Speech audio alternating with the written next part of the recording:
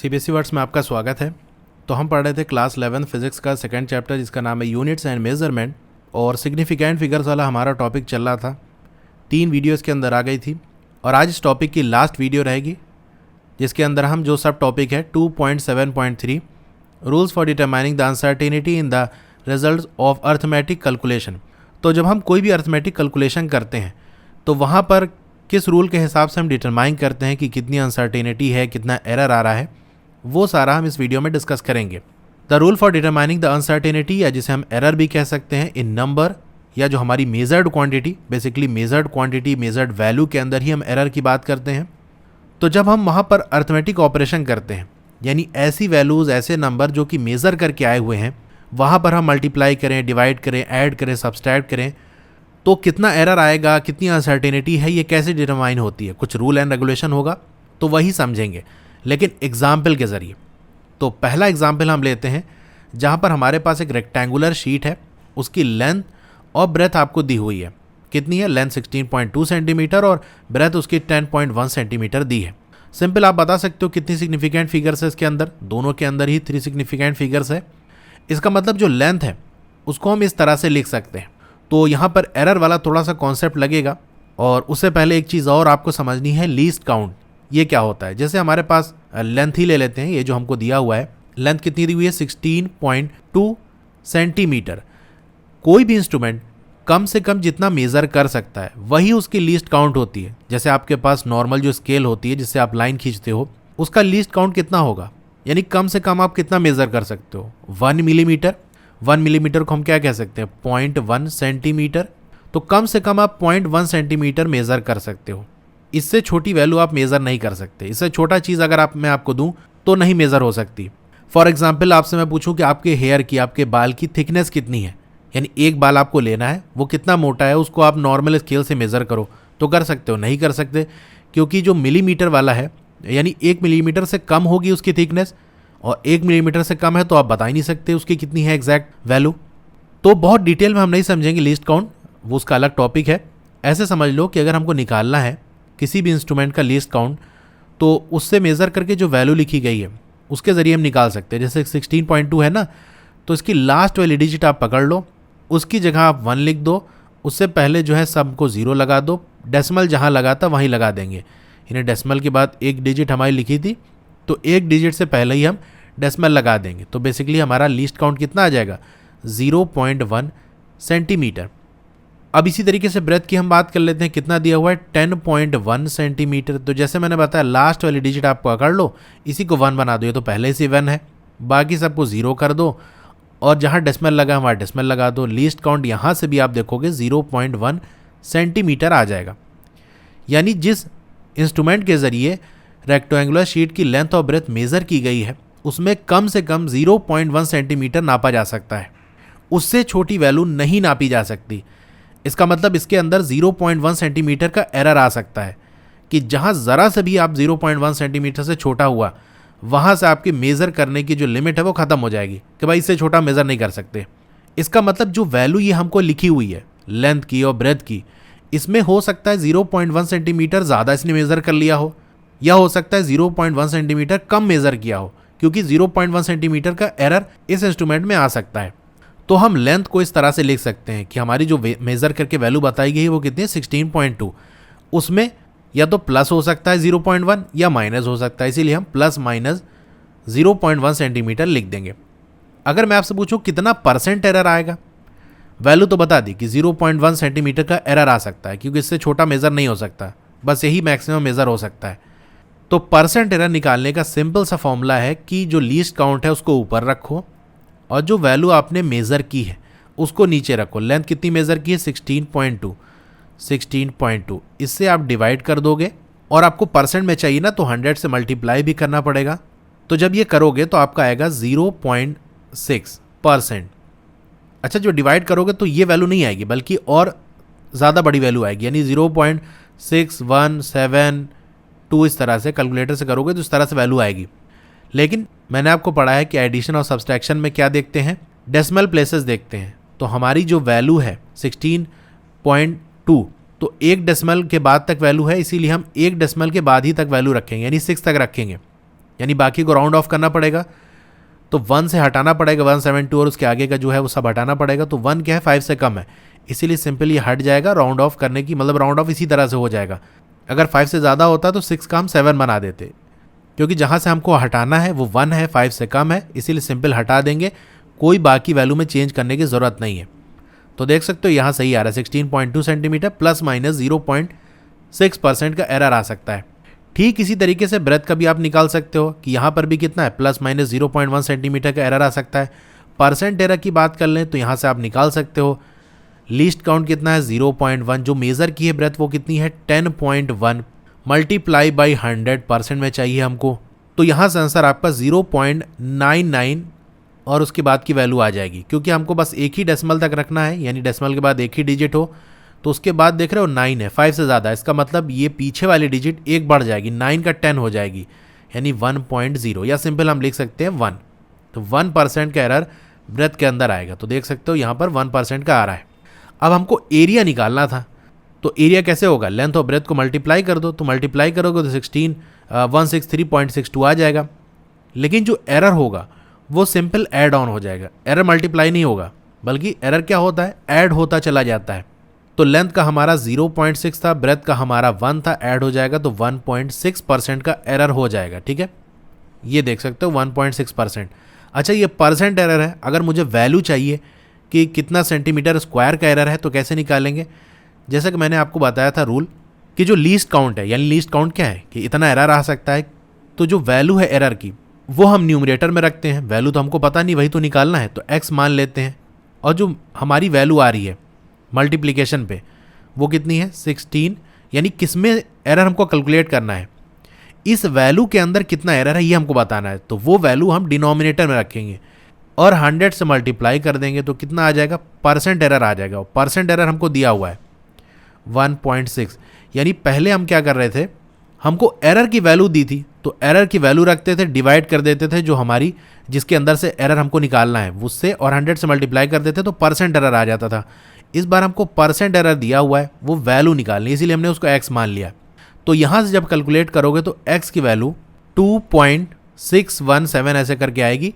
तो हमको बस एक ही डेसिमल तक रखना है, 1 हटाएंगे, 1 5 से कम है, कोई इसमें बदलाव नहीं होगा। तो देख सकते हो 2.6 सेंटीमीटर स्क्वायर ये एरर रहेगा। अब यहाँ आकर हमारी कैलकुलेशन पूरी हुई, तो जब फाइनल कैलकुलेशन हो जाती है तब जाके हम राउंड ऑफ करते हैं। तो हमारी जो लेंथ या ब्रेथ, इसकी सिग्निफिकेंट फिगर कितनी थी, इसमें 3 थी, तो 3 तक रखेंगे। यहाँ देख सकते हो 5 डिजिट्स है, तो बस यहाँ 3 तक रखना है, यानी 6 से हटाना है, तो 6 5 से ज़्यादा है, इसलिए इसके पहले वाली डिजिट एक बढ़ जाएगी। तो देख सकते हो 163 की जगह 164 हो जाएगा। इसी तरीके से 2.6 हमारा है, इसमें कितने सिग्निफिकेंट फिगर्स होंगी, तो देख सकते हो जो हमने एरर निकाला था, जैसे लेंथ का निकाला था तो उसमें अंदर कितना आ रहा था, यानी दोनों में ही लेंथ के अंदर भी 0.1 सेंटीमीटर और ब्रेथ के अंदर भी 0.1 सेंटीमीटर, यानी यहाँ पर लीस्ट काउंट कितना है 1 का है। तो हमारा जो फाइनल आंसर होगा एरर वाला, तो वो एरर भी हमारी सिर्फ 1 सिग्निफिकेंट फिगर तक रहेगी। लेकिन यहाँ देख सकते हो 2.6 है, 2 सिग्निफिकेंट है, इसका मतलब राउंड ऑफ करेंगे, 6 हमारा 5 से ज़्यादा, इसके पहले वाले डिजिट एक इंक्रीज हो जाएगी तो 3 हो जाएगी। तो देख सकते हो फाइनल आंसर हमारा ये आ गया। ठीक है, इस वैल्यू से हमको पता क्या चला कि अगर आपने जो एरिया मेज़र करके लिखा है और उसकी वैल्यू बताई कि भाई हमारा एरिया कितना है 164 सेंटीमीटर स्क्वायर, ऐसा हो सकता है कि ये 3 सेंटीमीटर स्क्वायर कम हो। ठीक है, यानी कुछ इस तरह से हो 161 सेंटीमीटर स्क्वायर, या ओरिजिनली हो सकता है कि 3 सेंटीमीटर स्क्वायर ज़्यादा हो एरिया, यानी इस तरह से हो सकता है 167 सेंटीमीटर स्क्वायर। ठीक है, तो प्लस माइनस 3 सेंटीमीटर स्क्वायर का मतलब यही है कि 3 सेंटीमीटर स्क्वायर एरिया हो सकता है कम हो ओरिजिनली, या हो सकता है ज़्यादा हो, क्योंकि हमारे जो मेजरिंग इंस्ट्रूमेंट था उसकी एक लिमिट थी, उससे ज़्यादा मेज़र नहीं कर सके, इसलिए ये एरर हमारे पास आ गया। तो जो वैल्यू हमने रिपोर्ट की है कि इस रेक्टेंगुलर शीट का एरिया 164 सेंटीमीटर है, वो हो सकता है कि 161 ही हो ओरिजिनली, या हो सकता है 167 हो, या इसके बीच में कहीं भी आ सकती है। तो जो हमारा 3 सेंटीमीटर स्क्वायर है वो क्या है, अनसर्टेनिटी, या हम कह सकते हैं एरर है in the estimation of area of rectangular sheet. तो रेक्टेंगुलर शीट का जो एरिया निकाला है उसमें 3 सेंटीमीटर स्क्वायर का एरर आ सकता है। अब इसमें सेकेंड पॉइंट इसको हम समझते हैं, if the set of experimental data is specified to n significant digit, यानी एक्सपेरिमेंट किया हमने, कोई वैल्यूज़ आई, उसके अंदर n सिग्निफिकेंट डिजिट्स हैं, ठीक है। तो जो रिजल्ट ऑब्टेन होगा कंबाइन करने पे, वो जो डाटा आए हैं, will also be valid to n significant figures, यानी वो भी कहाँ तक वैलिड होंगे, n सिग्निफिकेंट फिगर तक ही वैलिड होंगे। अब कंबाइन का मतलब यहाँ देखो एडिशन नहीं है, कंबाइन का मतलब कोई दो चीज़ या दो से ज़्यादा चीज़ों को मिलाकर एक कर देना। तो जब मल्टीप्लाई करते हो, जैसे a मल्टीप्लाई बाय b, तो मान लो c आ रही है, तो यहाँ पर भी दोनों मिलके एक यूनिट बन गए, यानी एक वैल्यू आ गई c। अगर a डिवाइडेड बाय b कर देते हैं, तो मान लो कोई d आ रही, तो यहाँ पर ये दोनों मिलके एक यूनिट बन गए। अगर a प्लस b हमने कर दिया, तो मान लो कुछ e आ गया, तो यहाँ भी दोनों मिलके कोई एक बन गए। a माइनस b हमने कर दिया, तो f आ गया कुछ, तो यहाँ दोनों मिलके कोई एक बन गए, ठीक है। तो इसी को कहते हैं कंबाइन करना, यानी हम मल्टीप्लाई करें, ऐड करें, डिवाइड करें, सब्सट्रैक्ट करें, कुछ भी करें, तो जो हमारी वैल्यू है, अगर उसके अंदर जो मेज़र करके निकाली उसके अंदर n सिग्निफिकेंट फिगर है, तो हमारा जो आंसर कंबाइन करने के बाद आएगा वो भी वैलिड होगा सिर्फ n सिग्निफिकेंट फिगर तक। उससे ज़्यादा जो आएगा उसको हमको हटा देना है। लेकिन अगर कोई डाटा उसे सब्सट्रैक्ट कर रहे हैं, और ये रूल सिर्फ सब्सट्रैक्शन के लिए नहीं बल्कि एडिशन में भी अप्लाई होता है, यहाँ सिर्फ सब्सट्रैक्शन की बात कर रहा है, तो एडिशन का भी हम देख लेंगे।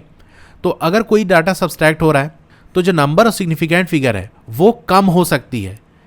यानी इन जनरल तो रूल यही है कि कोई भी आप अरिथमेटिक ऑपरेशन कर लो, प्लस माइनस मल्टीप्लाई डिवाइड, अगर पहले n सिग्निफिकेंट फिगर्स थी तो कैलकुलेशन के बाद भी n होनी चाहिए। लेकिन ऐसा हो सकता है एडिशन और सब्सट्रैक्शन के केस में कि जो सिग्निफिकेंट फिगर्स है वो कम हो जाएं।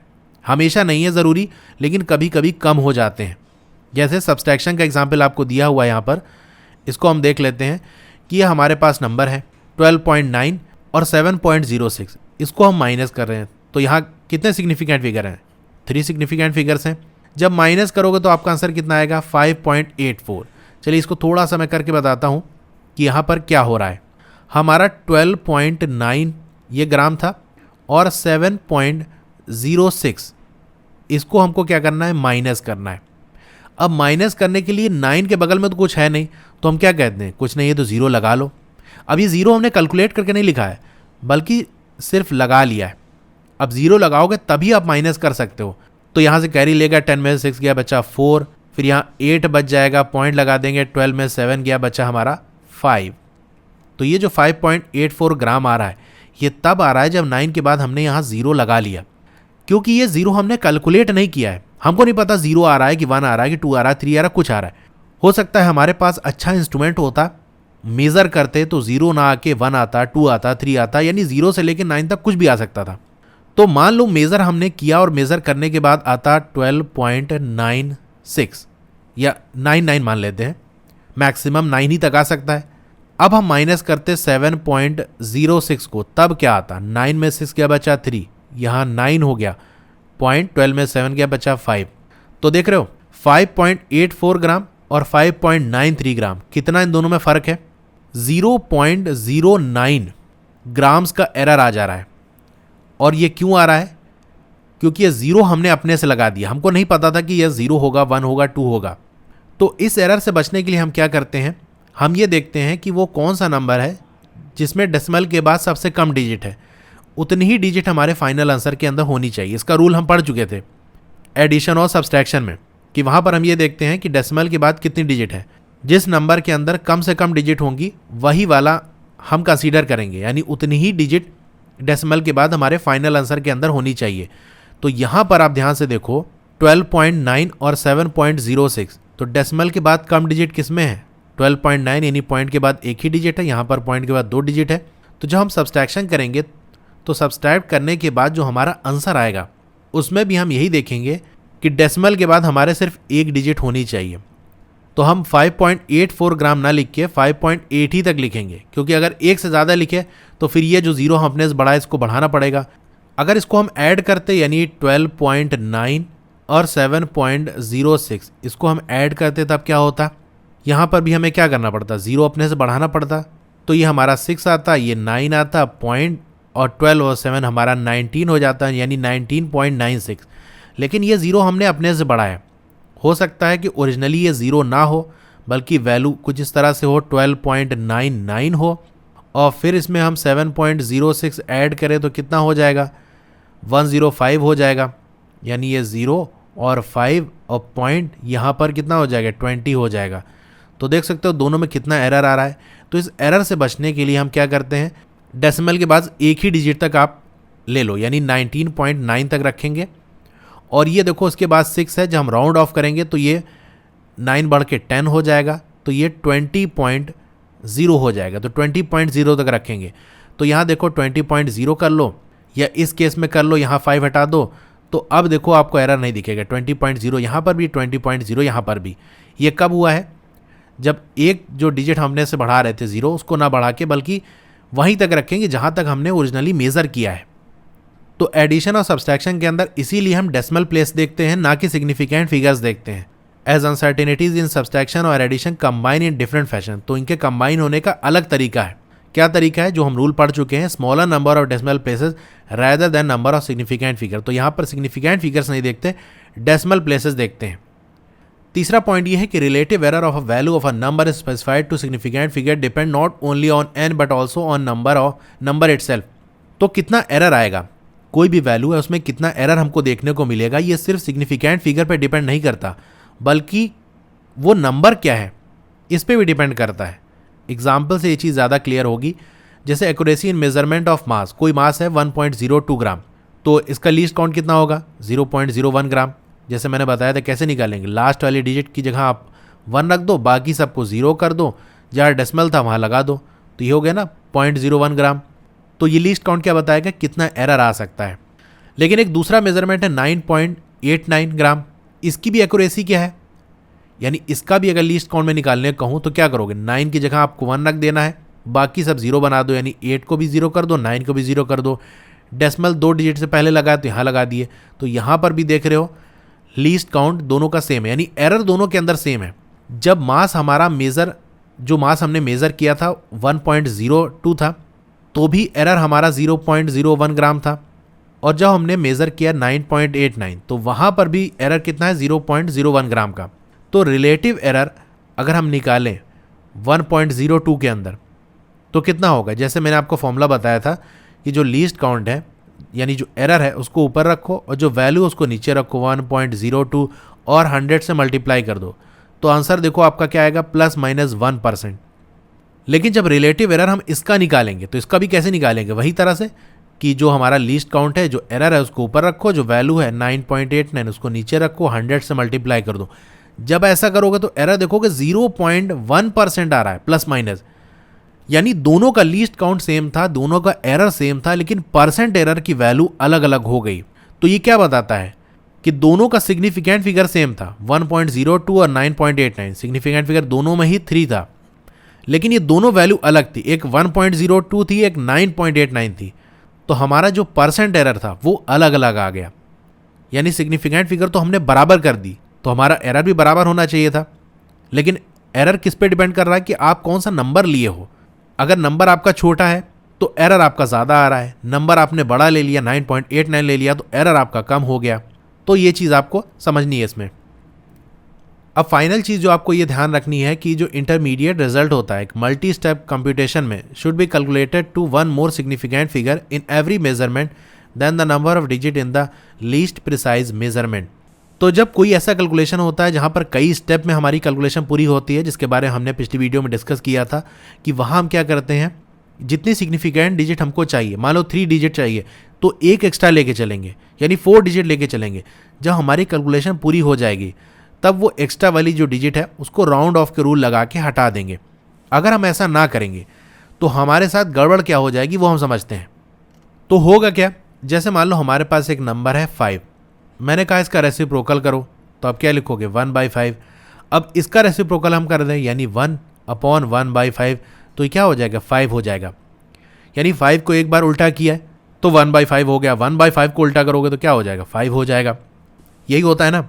लेकिन अब यहाँ पर देखो, हमने एक नंबर लिया 9.58, इसका हम रेसिप्रोकल कर रहे हैं, यानी 9.58 हमारा नंबर था और हमने क्या कर दिया 1/9.58 और इसकी वैल्यू हमने निकाल ली डिवाइड करके और राउंड ऑफ करके ये कह दिया कि भाई देखो हमारा इसमें 3 सिग्निफिकेंट फिगर थे, तो हमारा यहाँ पर भी जो आंसर आना चाहिए वो 3 सिग्निफिकेंट फिगर तक आना चाहिए। इसीलिए आपने आंसर क्या लिख दिया 0.104। इसके आगे की भी डिजिट आई थी लेकिन उसको आपने हटा दिया कि भाई हमको तो 3 सिग्निफिकेंट फिगर्स चाहिए। अब इसको एक बार फिर से आप रेसिप्रोकल करो तो रूल क्या कहता है कि यही आ जाना चाहिए था। 9.58 को उल्टा किए, फिर से उल्टा करोगे तो वही आ जाएगा। लेकिन जब आप करोगे कैलकुलेटर से, आप खुद करके चेक कर सकते हो कि जब 1/0.104 करोगे और राउंड ऑफ वगैरह करने के बाद आपका आंसर आएगा 9.62। यानी नंबर आपने लिया था 9.58, उल्टा किया, फिर से एक बार उल्टा किया तो 9.62 हो गया, यानी 0.04 ये एरर आ गया। तो ये एरर क्यों आया? क्योंकि आपने पहले ही बीच स्टेप में ही राउंड ऑफ कर दिया। एक एक्स्ट्रा डिजिट आपको लेके चलनी थी। अगर एक एक्स्ट्रा लेके चलते तो क्या होता, जैसे 1 को डिवाइड करते 9.58 से तो 0.104 नहीं बल्कि एक और डिजिट ले लेते 4 तक। तो अब इसको जब आप डिवाइड करोगे तो हमारा 9.58 आ जाता।